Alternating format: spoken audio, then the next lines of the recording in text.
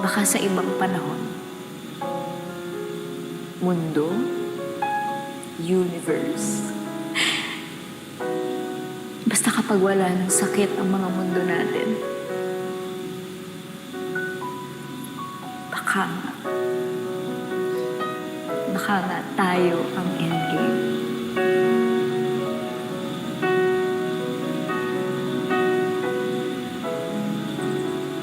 Mabuti din.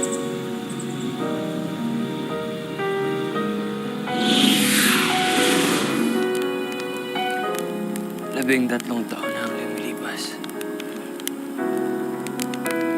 Nasaan ka na, Binibini? Ako ba'y babalikan pa ba?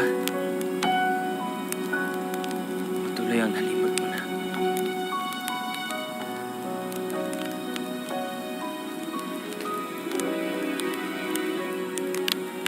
Samay!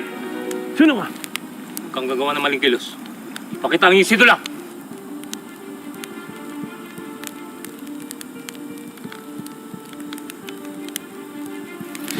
Tapan mo na.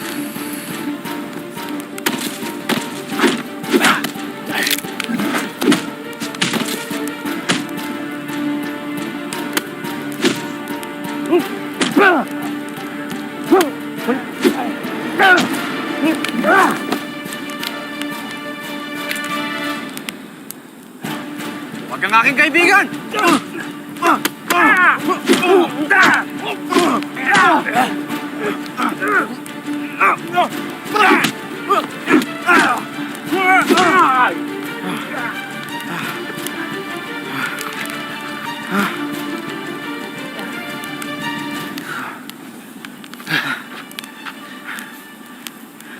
Nawala lang ako saglit, kaibigan. Ngunit gumawa ka na naman ng gulo.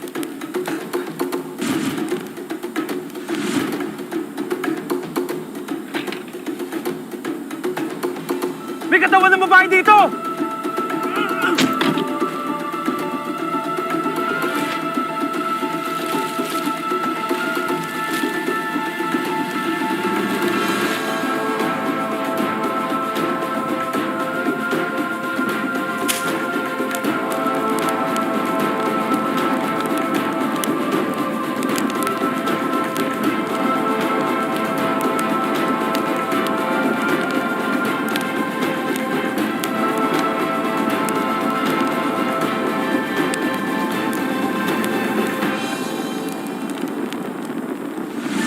Ngunit mainam.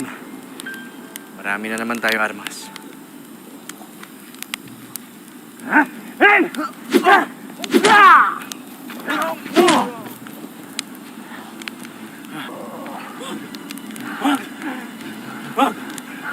Mawa ka! Upo.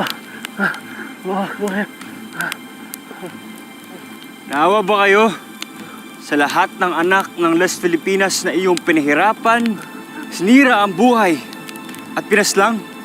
Mawa ka! Mawa kayo! Kamatayan sa lahat ng mapang-api. Tiro de Misericordia. Wag! Wag!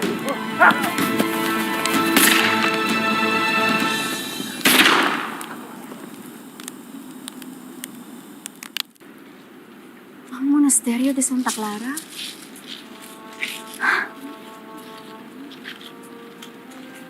Ang sabi sa nobela, nandito raw si Maria Clara?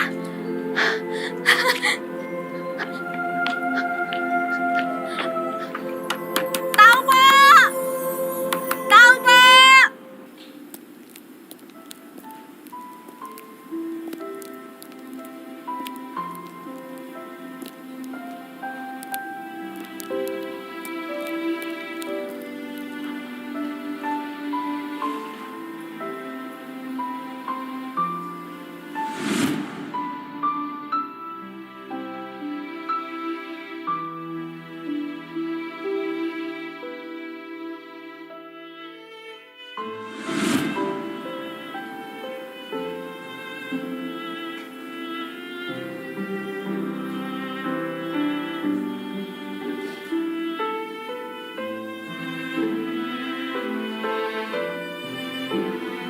Sa panalangin nakapisa ng ating pag-ibig.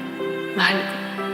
Mangako ka sa akin na hindi mawawaglit sa iyong tabi ang ating pag-ibig. Pati na rin ang rosaryo yan. Pangako, mahal ko. Pangako.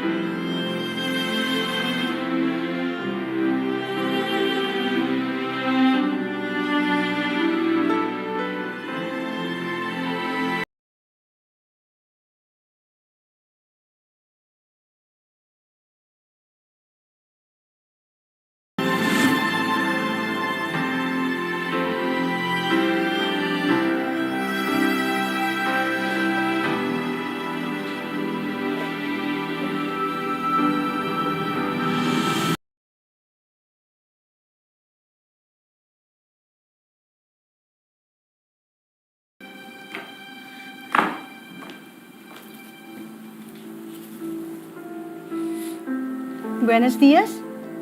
¿Qué quiere? Buenos dias po.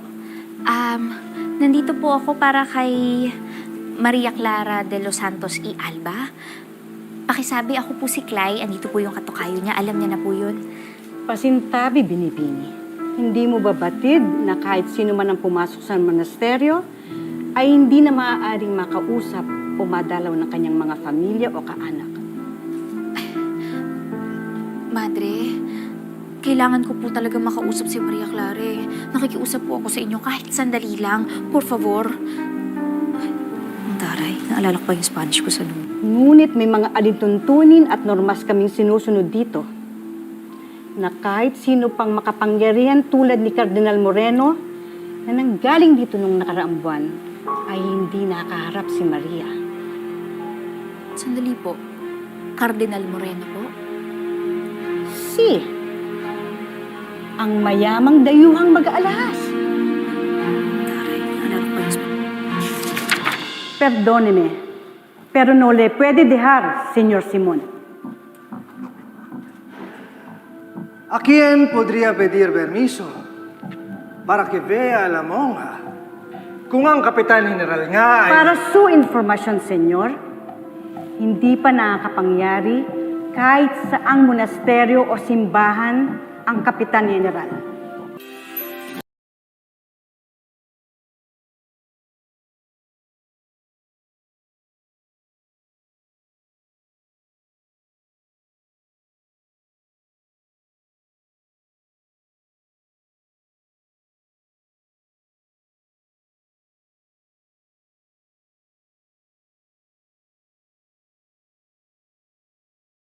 Alam mo, ang pamoso, ngunit aruganteng senyor Simon? Madre, si Maria Clara po ang pinunta ko rito. Pakiusap po, kahit isang minuto lang, kailangan ko siyang makausap. Iya, kung meron kang nais ipabatid kay Maria, pwede mong sabihin sa akin at ako ang magpaparating sa kanya. Hindi niyo po naiintindihan eh. Kailangan po kasing ako mismo ang magsabi sa kanya. Pwes, wala na tayong pag-uusapan pa. Adios, Iya.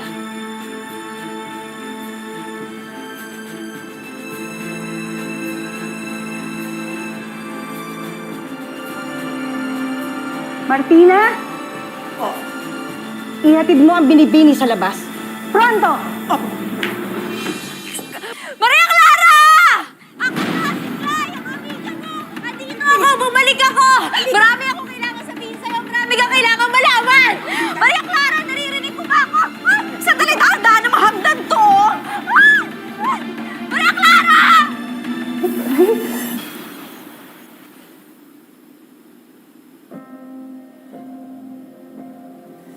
Adelina. Adelina, por favor. Ayúdame. Adelina. Adelina. Adelina. Adelina, por favor. Ayúdame. Necesito la llave de esta ventana.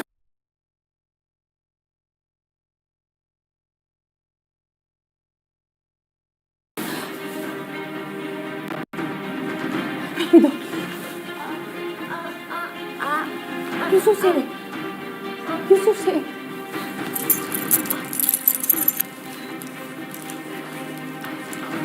Aray ko, sandali lang po! Sandali lang! Aray, masakit! Maria Clara! Aray! Ah! Maria Clara! Maria Clara! Diyos ko, Maria Clara naman! Namamakos na ako dito! Kung naririnig mo ako, magparamdam ka naman, labasin mo ako dito! Jesus Mariosep, huwag kang mag-iskandalo rito, Binibini. Por favor. Maria Clara, huwag kang mawawala ng pag-asa. Yung pinakahihintay mo.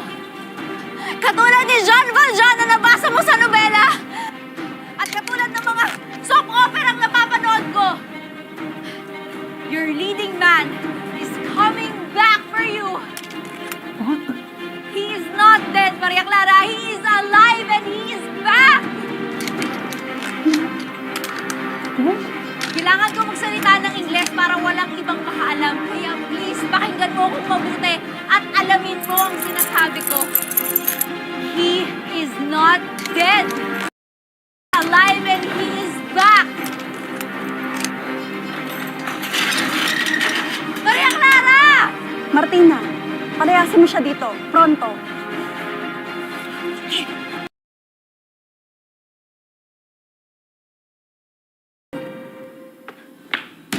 Pumasok kayo sa loob. Hindi kayo maaari dito. Ngayon na!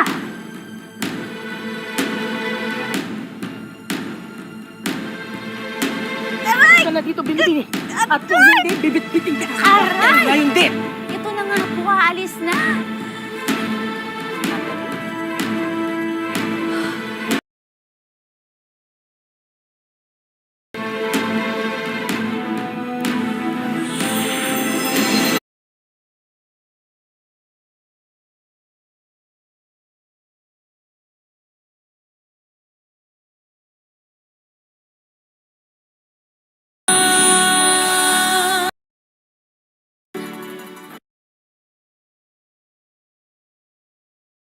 Wala po si Tia Isabel. Nasa simbahan po. Sino po sila?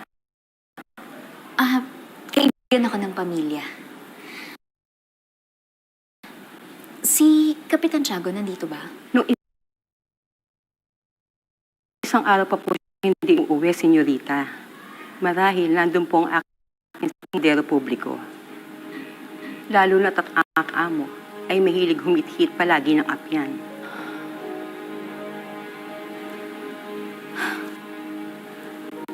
Tama nga ang nabasa ko. Naging adik na ang kapitan. Adik? Senyorita? Ano po yun? Di ba, Nina? Hahanapin ko na lang siya. Ay, may kilala ba kayong Senyor Simon? O kaya Fidel? Kumusta na kaya siya? Sila! Napapasyal ba sila rito? Kasi di ba 13 years after na tong Elfili? Hindi ko po nauunawaan yung sinasabi niyo, Binibini. At hindi ko po kilala yung mga binabanggit niyong tao. Higit 1 taon na po ako naninilbihan dito. Pero wala pa po akong alam na panauhin dumalo dito. Kayo pa lamang po.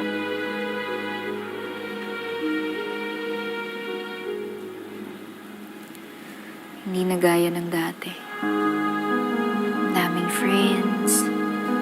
Ang daming parties.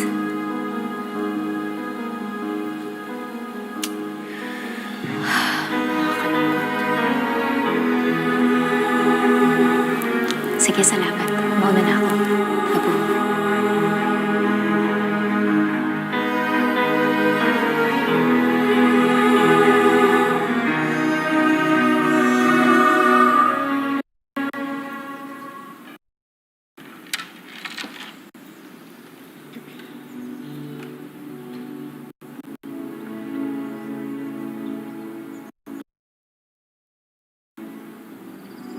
Paumanhin ako, Sor Teresa. Ngunit may nais ho sana ako tanong sa inyo. May panauhin ho ba na naghahanap sa akin kanina? At Talagang itinigil mo pa ang iyong pagdarasal ng dahil lang dyan? Oo, at hindi lamang ho, Sir Teresa. Sapagkat hindi ho ako nakatitiyak kung kuni-kuni ko lamang ang totoo ng aking mga narinig kanina. Hindi ko naman ho matanong si Adelina dahil hindi ko siya nakaririnig. Kaya nais ko ho sanang malaman kung may naghahanap po sa akin kanina. At sino naman ang maaari maghanap sa iyo, Maria?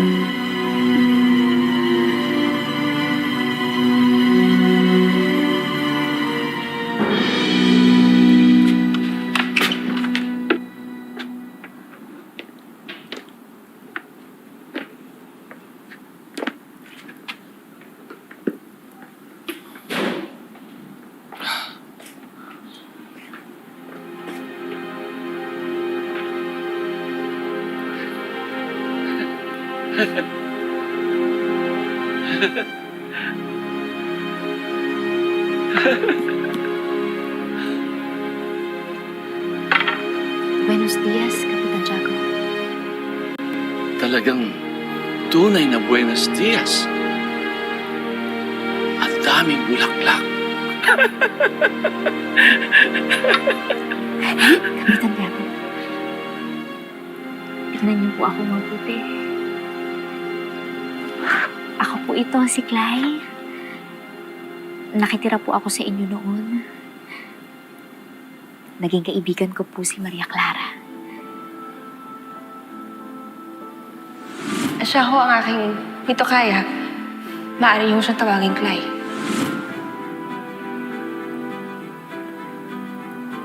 Nagbago ang lahat. Ano't ika'y tila mukhang bata pa rin. Salamat naman po at naaalala niyo pa ako. Sa akin po kasi, parang nung isang araw ko lang kayong... Pero sa inyo po, after 13 years na po, di ba? Kapitan Tiago, kailangan ko pong makausap si Maria Clara. Ang hirap pong ipaliwanag, pero nabasa ko kasi mamamatay siya. At palalabasin mo ni Padre Salvo na namatay siya dahil sa isang sakit, pero hindi po totoo yun. Dahil sa palagay ko, inaapuso at hinahalay siya ng panot na prailing yun dun sa loob ng kumbento. Hindi po pwedeng mamatay si Maria Clara, Don Tiago. Kaya kailangan ko siyang makausap. Marami akong kailangang ipagtapat sa kanya, kaya tulungan niyo ako. Iligtas natin ang anak ninyo.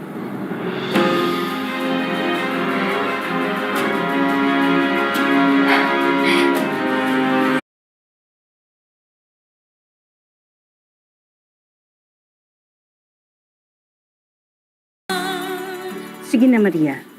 Bumalik ka na sa iyong pagdarasal.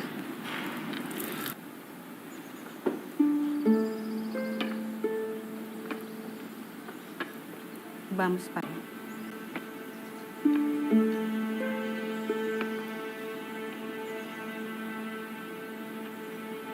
Isang babae po ang naghahanap kay Maria kanina, Padre. At talagang nagpipilit po siya. Katulad din po ng kaibigan ni Kapitan General, si Senyor Simon, na naparito po noong nakaraang buwan. Que sorpresa.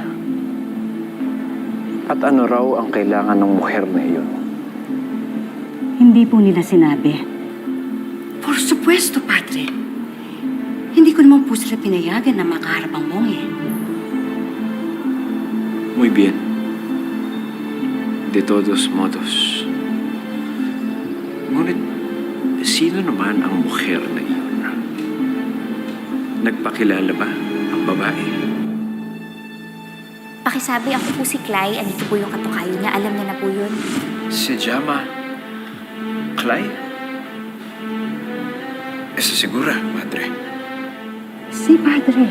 At katulad po ni Senyor Simon, nagsasalta rin po ang babaeng ito na tila wikang Ingles. Mayroon akong kilalang Clay noon dati sa San Diego na matatas rin magsalita ng wikang Ingles. Ngunit sa sa loob ng 13 anyos ay tila naglaho na at hindi na matagpuan ang babaeng yon sa bayan na yun. Nagbalik kaya? At siya ay nagtungo rito? Importanteng masalba natin si Maria Clara. Dahil kung hindi, lalong lalamunin ng galit at dilim si Crisostomo.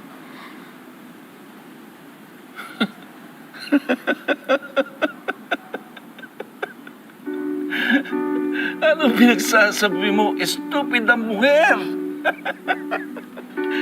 Wala na si Crisostomo.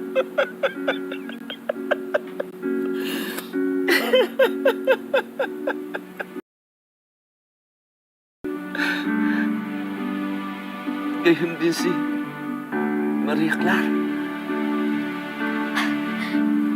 Hindi po. Nasa monasteryo lang po ang anak ninyo. Anak ko. Ang tunay na anak ng Diablo na nagpapanggap ng sugo ng Panginoon.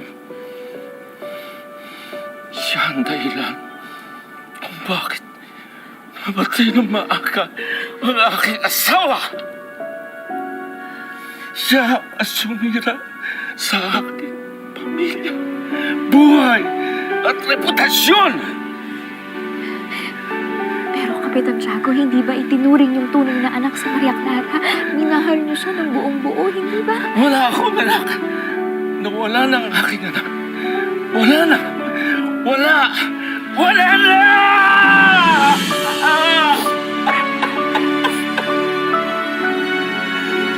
Wala na ang aking anak. Wala na siya. Wala na siya.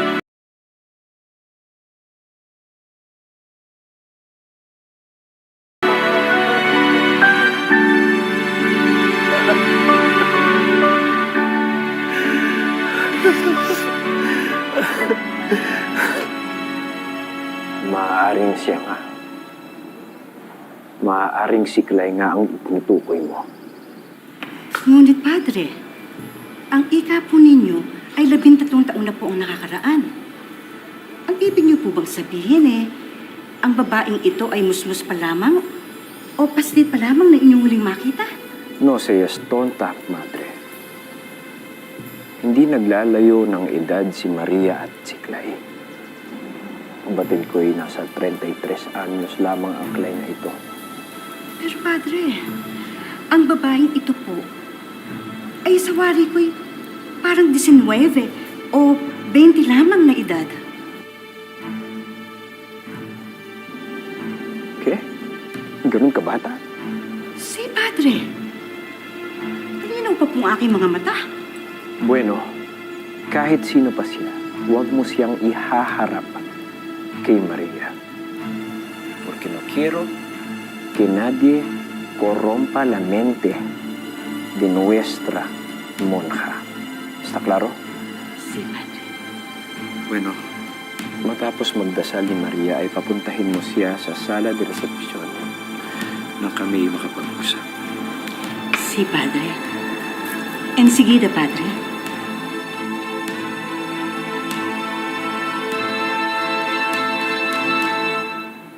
Clay, ¿dónde estás? ¿Por qué desapareciste de repente?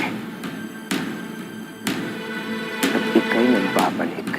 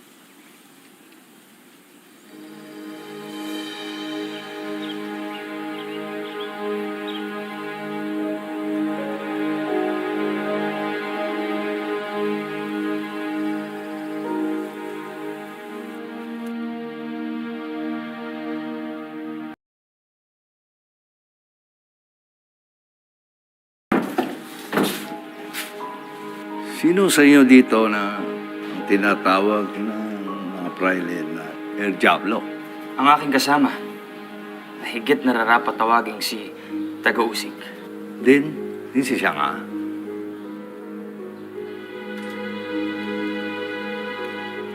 Saan galing ang mga armas na ito? At magkano itong lahat? Hindi ako kuha ng bayad. Yan. Ibibigay ko sa inyo lahat yan. Hausyawa. Dati rin akong negosyante. Kaya batid ko, hindi basta-basta pinamimigay ang ganyang klaseng mga produkto. Lalo na nung walang kapalit. Di si Chenghu Pailay, ba? Bilay, di agun, no? Siya. Siya. Kung sinikaw din tao sa akang. Sumusunod lang ako sa isang tao na gusto niya tagumpay kayo sa revolusyon. Nagbili siya sa aking armas. Ako ang magbibigay sa inyo. At sino ang taong ito na sumusuporta ka mo sa aming pinaglalaban? Hindi ko maaari sabihin sa inyo, Senyor. Gum si dine tuy tuye. Gum si dine biang yu. Iko ya tuy cheng ki be ho din na. Wag sa zu yi te to din na. Di raw sila kaaway. Sila daw ay mga kaibigan. At marami pa raw silang ipagkakaloob sa ating mga armas.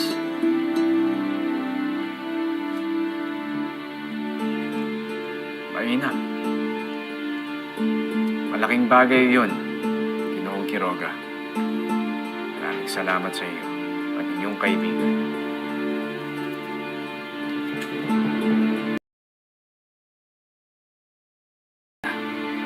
Pakisabi sa kanya na sana ay wala siyang ibang interes kundi ang tumulong sa pag-aalsa ng bayan nito. At pakisabi na rin sa kanya na mensahe iyon mula sa Taga-Usig at mula sa akin. Kay naliwanagan. Taga-Usig at naliwanagan. Jinxiang Cho ah. Tosya. Salamat.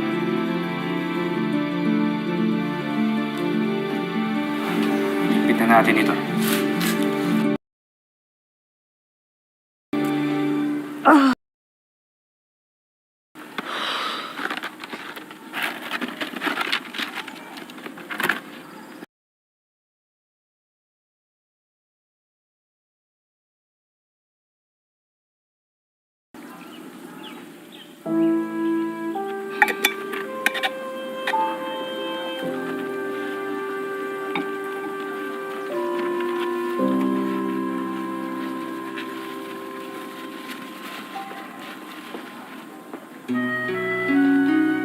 Imported biscuits and cheese.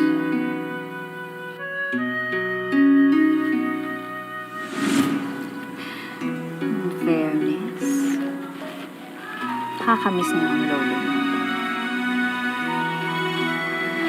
Ay, ano ba yan?